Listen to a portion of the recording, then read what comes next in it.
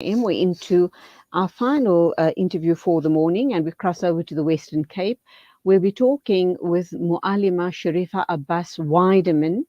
She is going to tell us about the Hajj Practical Workshop. She is a Hajj Practical Workshop practitioner, and we're going to be talking about preparing our sisters, inshallah, for Hajj 2022. Sister Shariefa Abbass Wydeman, Assalamu alaikum, welcome to the program. Walaikum salam wa rahmatullahi wa barakatuh, and shukran for having me. Such an honor Lo- being with you guys. Lovely to have you on the show. So, you are a Hajj Practical Workshop practitioner. Tell us what that exactly means. Does it mean every year at this time you are truly very, very busy helping the prospective Hujjaj prepare for the journey of a lifetime? Yes, this time of the year, it's very busy for us. We start off with the practical Hajj workshops with our prospective Hajj, and we take them through their planning, through the 5 days of Hajj, what to pack, etc.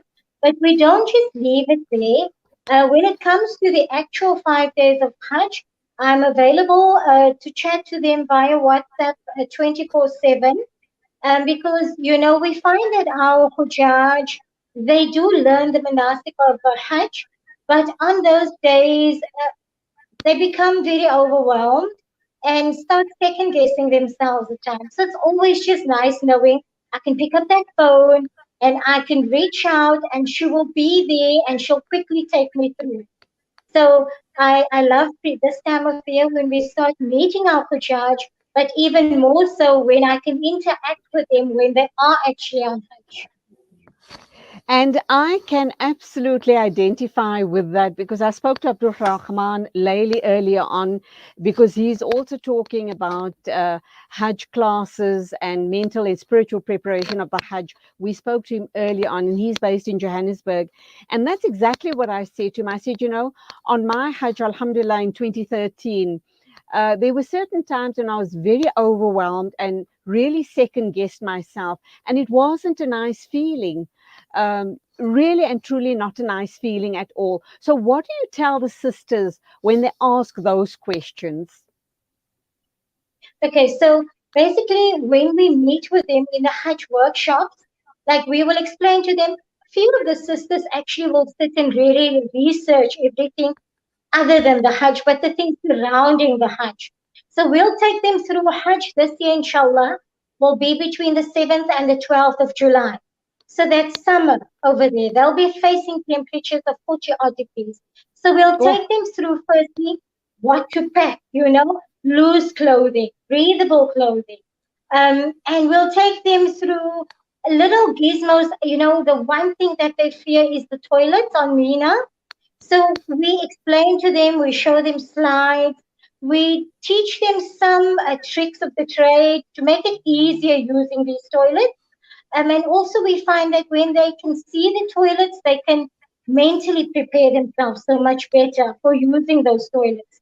Then we also work through, when we as ladies, when we sit in a Hajj class, we are tend to be very shy to speak to whoever is teaching that class and asking certain questions pertaining to menstruation or istihaba, because there's obviously some males in the class as well.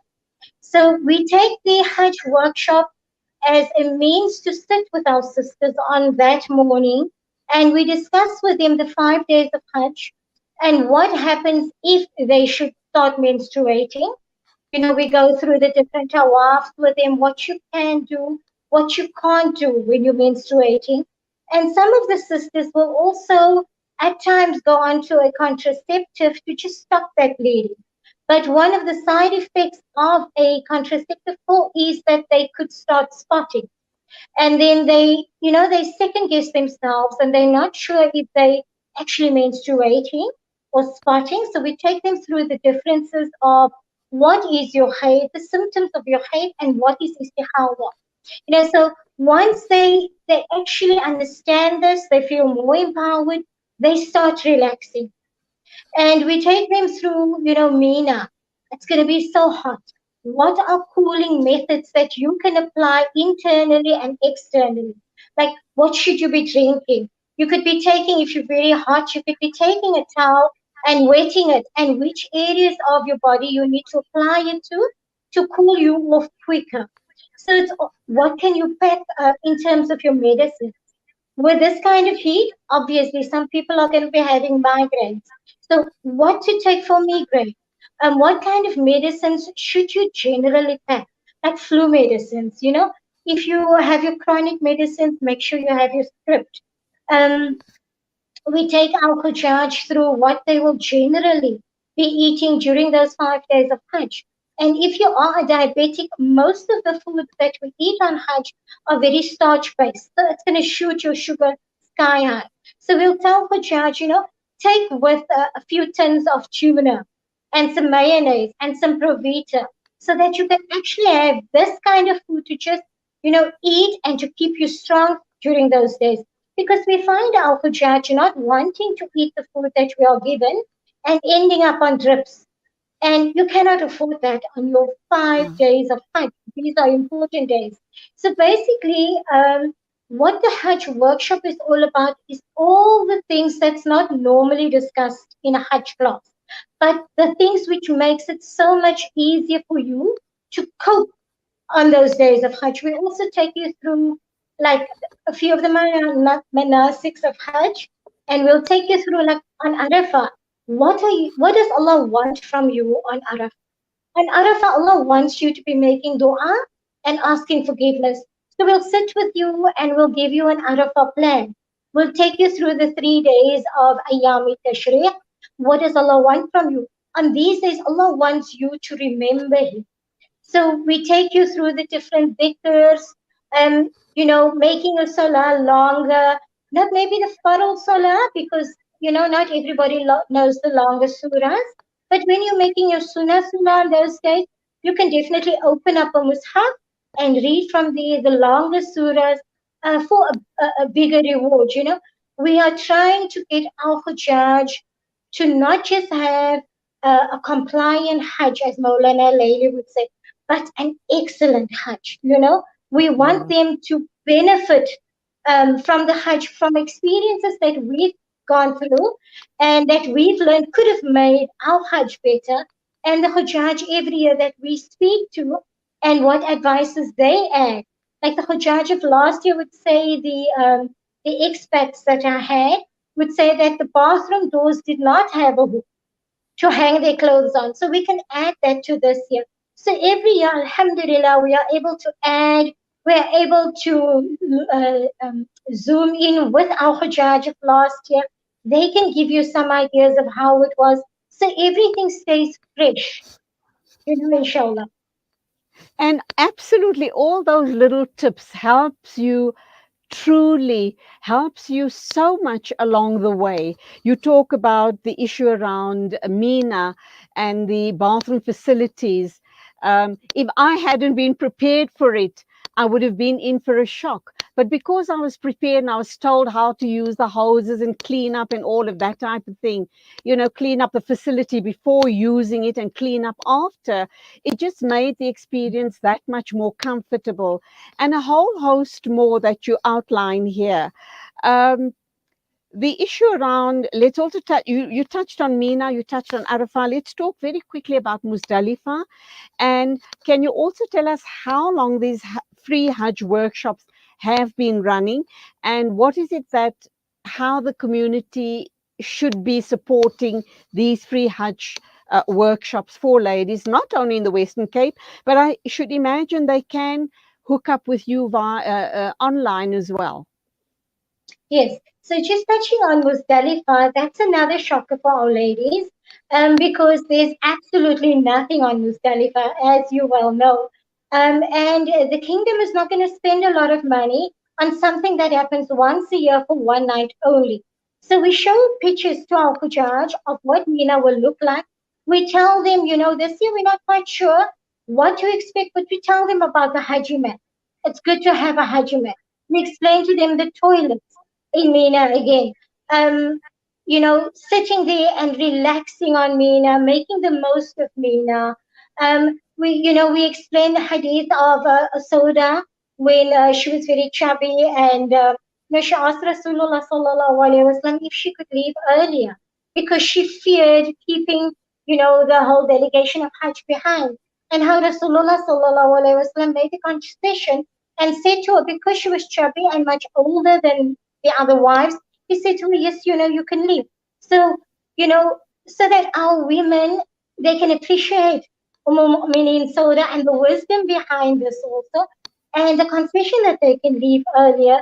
Um, so we explain all of Muzdalifah to them, how to dress, what to do on Muzdalifah, how to prepare, when to leave, or should you want to do the more prophetic Hajj, you stay until Fajr, you read your Fajr on Mina, on Muzdalifah, and then you leave. It depends on your physical strength, and if you have any, if you're an older lady, if you're a younger lady, all these things play a part. And then in terms of how long have I been doing this? I've been doing this since I came back from Hajj in 2017. When I came Alhamdulillah. back, all I wanted to do was, reach out to other Hujjaj and teach them from what I'd learned. And previous to my going, I'd actually attended a practical Hajj workshop, which was held by Rasul's Travel.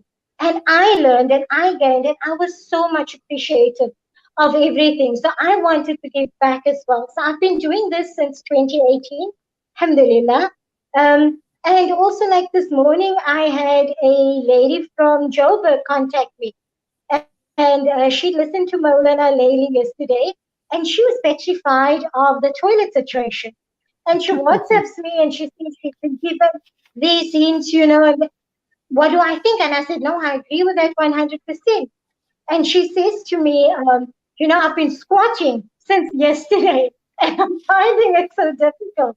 So these are the things. It doesn't matter whether you're from the Western Cape or the Eastern Cape or Joburg. We are all having the same fears. So Alhamdulillah, Nazneen Osman has made it possible for our workshop to go online via Zoom. And so, if people just reach out to us, Nazneen will add you to the group and she'll share the link with you. And it will be wonderful to be having all our Hajianis and Hajjas from all over South Africa join us, inshallah, on Sunday morning. I mean, okay, so it's happening this coming Sunday from 9 o'clock to 12 o'clock. It's a practical guide for Mina, Muzdalifah, and Arafah, and it's happening at the Panorama Masjid.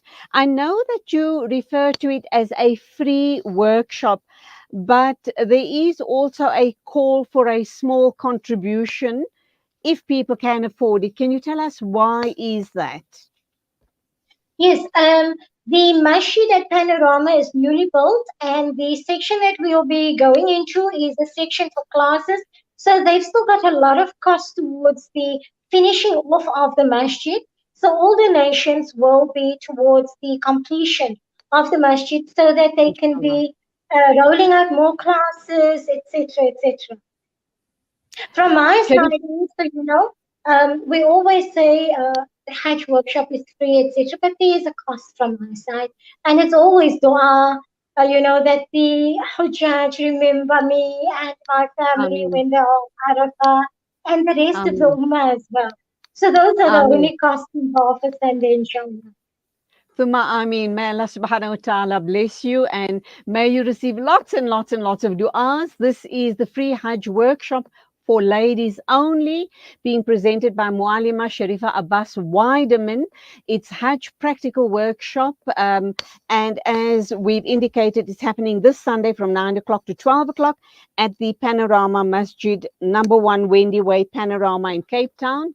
May Allah subhanahu wa ta'ala accept all efforts, inshallah, go well, and salamu alaikum Mhm. to you. Shukran so much. Wa alaikum salam wa rahmatullahi wa barakatuh. At 6 after 10 exactly, time for us to wrap up. Shukran for your patience on the show this morning. We do know that we had a bit of a shaky start, but alhamdulillah, we managed to get some very strong interviews across this morning on Salam Media. So thank you for your patience. Thank you to the guests who joined us on the show till tomorrow morning. As always, a big thank you to the production team, and that's you. Nasreen Naidu. Till tomorrow, as I've said, take care on the roads. And it is a Khuda Hafiz from me, Julie Ali.